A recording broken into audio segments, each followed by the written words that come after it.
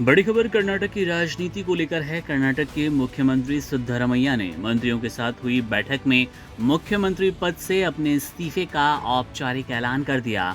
उन्होंने हाईकमान से अपने वादे का सम्मान करते हुए ये कदम उठाया और राज्यपाल को अपना इस्तीफा सौंपने की प्रक्रिया शुरू कर दी है। अब वादा क्या था? वादे के पीछे जाहिर तौर पर, सीधे तौर पर आप समझ पाएं तो ढाई ढाई साल की जो योजना थी कि 2.5 साल सिद्धरमैया मुख्यमंत्री रहेंगे और अगले 2.5 साल डीके शिव कुमार को मुख्यमंत्री पद की कमान संभालनी है। बहरहाल मामले पर हमने कुछ खास मेहमानों से बात की। कांग्रेस प्रवक्ता और भाजपा के नेता क्या कुछ बता रहे हैं, जरा सुनिए। क्या गुरुवार का दिन इस्तीफे वाला दिन बनेगा? देखिए, अब 24 के कितना 16 घंटे है। उसके बाद जो भी चित्र है क्लियर हो जाएगा सर। अभी बोलना उचित नहीं रहेगा। चलिए। और जी जी। डीके शिव कुमार एक डायनामिक लीडर है, हम्म। कद्दावर लीडर है। वो सिर्फ कर्नाटक का चीफ मिनिस्टर की कुर्सी पे नहीं, वो दिल्ली में कल का अहमद पटेल है। और अच्छा पार्टी और संगठन का बहुत नॉलेज है।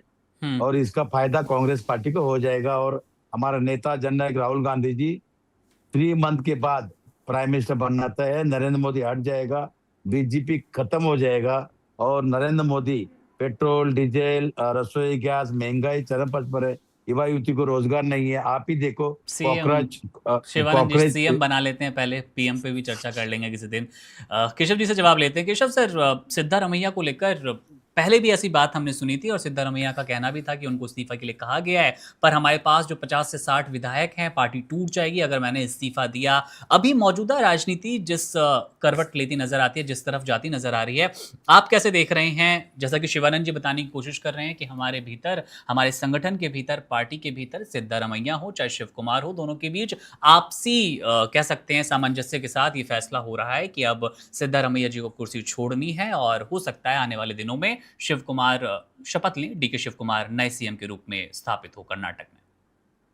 जी हाँ मुकुंद, सबसे पहले तो शिवानंद जी को नमस्कार और बधाई कि उन्होंने पहली बार कांग्रेस के तरफ से पहली बार किसी ने पब्लिक फोरम में ये बात कही है कि 2023 के चुनाव के बाद कांग्रेस के अंदर ढाई ढाई साल का फॉर्मूला हम्म। बना था।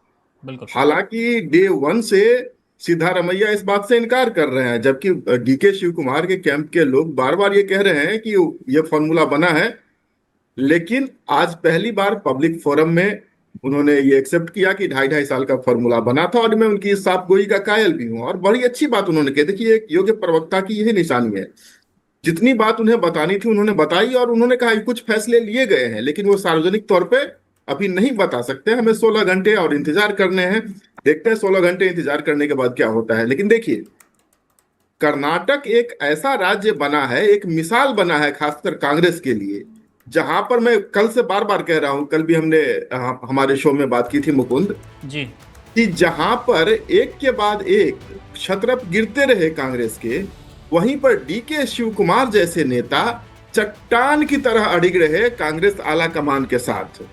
और जिस ईडी सीबीआई की लोग बात करते हैं, और कई सारे हमने देखा है कि लोग अपना चोला बदल लेते हैं, अपना दामन बदल लेते हैं नेता, कांग्रेस पार्टी के अंदर डीके शिव कुमार पर भी वैसा ही कुछ दबाव था। उनके घर भी जांच एजेंसियां गई थी, लेकिन वो फिर भी दृढ़ता के साथ कांग्रेस आलाकमान, कांग्रेस पार्टी, कर्नाटका कांग्रेस के साथ खड़े रहे। वो कर्नाटका कांग्रेस के प्रेसिडेंट थे जब ये चुनाव हुआ। और मैं उस वक्त कर्नाटक में ही था। कर्नाटक में मुझे रहने का 17-18 सालों का अनुभव है। कर्नाटक की राजनीति को भी मैंने फॉलो किया है, उस चुनाव को भी कवर किया। तब से लेकर आज तक अगर आप किसी आम कन्नडिगा से पूछेंगे, आम कन्नडिगा, मैं ये नहीं कहता हूं कि वो कन्नडिगा भाजपा का वोटर है या कांग्रेस का वोटर है या आम आदमी पार्टी का वोटर है या जेडीएस का वोटर है, किसी का भी वोटर हो, 2023 के चुनाव में अगर आप उनसे पूछते कि उनका मुख्यमंत्री कौन है, तो वो कहते कि उनका मुख्यमंत्री डीके शिव कुमार है।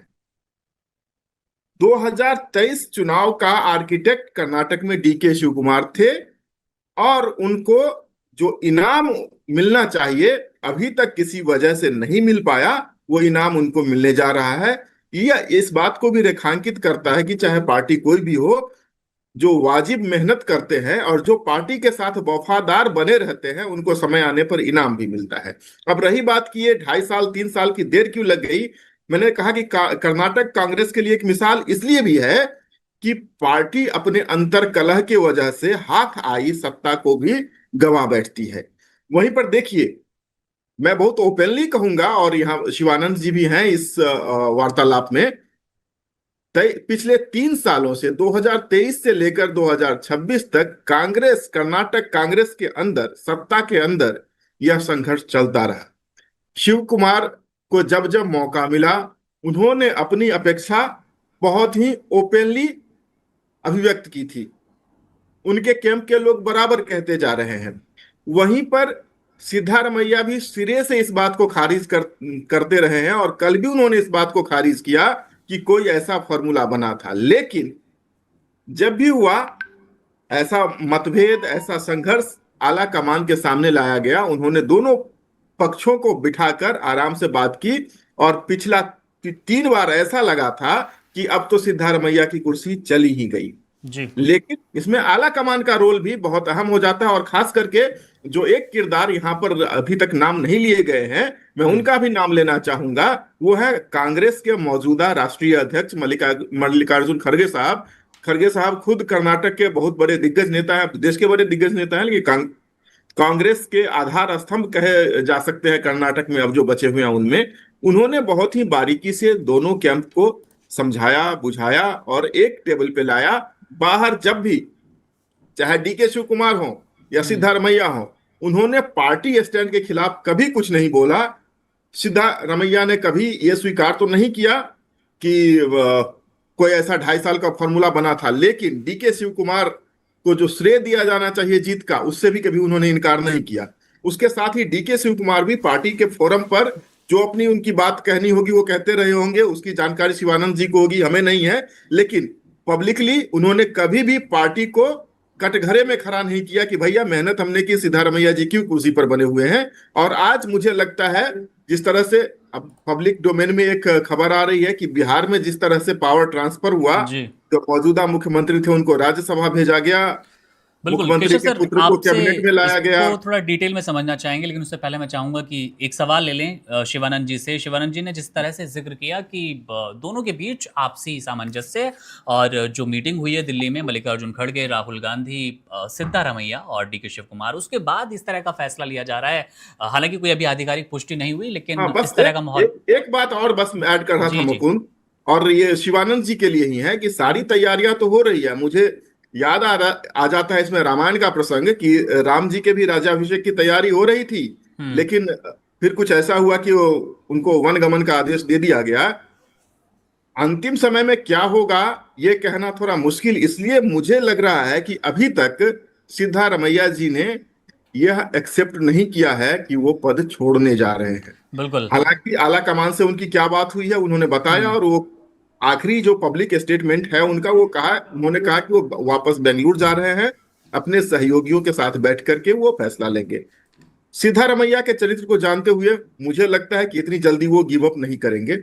यही सवाल शिवानंद जी से है कि क्या शिवानंद जी सिद्धारमैया मान गए हैं? का भी जवाब दीजिएगा, और एक मैं छोटा सवाल जोड़ दूं। नवंबर 2025, दिसंबर 2025, ये 2 महीने क्योंकि कर्नाटक की राजनीति में बहुत महत्वपूर्ण थे। शिव कुमार ने कहा था, डीके शिव कुमार जी का कहना था कि मैं हमेशा से कांग्रेस प्रदेश अध्यक्ष ही नहीं रह सकता, मतलब फ्रंट लाइन में, फ्रंट लीडरशिप में भी उन्हें आना है। और आप कह रहे हैं कि अभी माहौल एकदम सही चल रहा है और सामंजस्य वाली स्थिति है। और दिसंबर 2025 में जिक्र आता है सिद्धारमैया का, जहां पर वो कहते हैं कि आलाकमान जब फैसला करेगा तब डीके शिव कुमार बनते नजर आएंगे सीएम। तो क्या वही घड़ी आ गई है, और जिस महत्वाकांक्षा को लेकर शिव कुमार लगातार इंतजार कर रहे थे, अब उसका फल मिलने वाला है?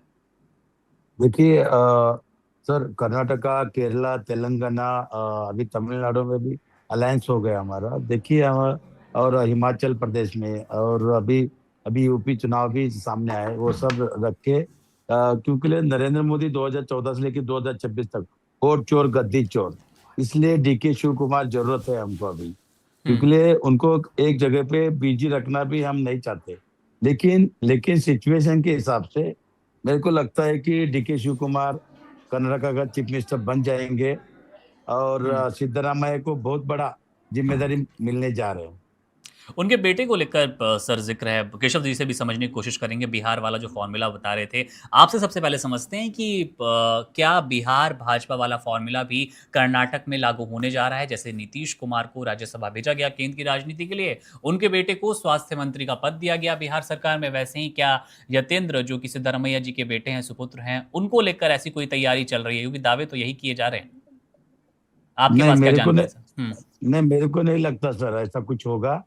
देखिए अभी मैंने जैसा बोला पहले भी कि 16 घंटे टाइम है, थोड़ा टाइम दीजिए, उसके बाद सर गुड न्यूज आपके पास आ जाएगा। कोई जल्दबाजी नहीं है। दूसरी बात, आपस में फैमिली है, कांग्रेस पार्टी एक हमारा फैमिली है, फैमिली में बैठ के हम तय करेंगे। कोई कोई इसमें दो राय नहीं है। और कांग्रेस पार्टी पूरा देश में बीजेपी को हटाना है, देश बचाना है।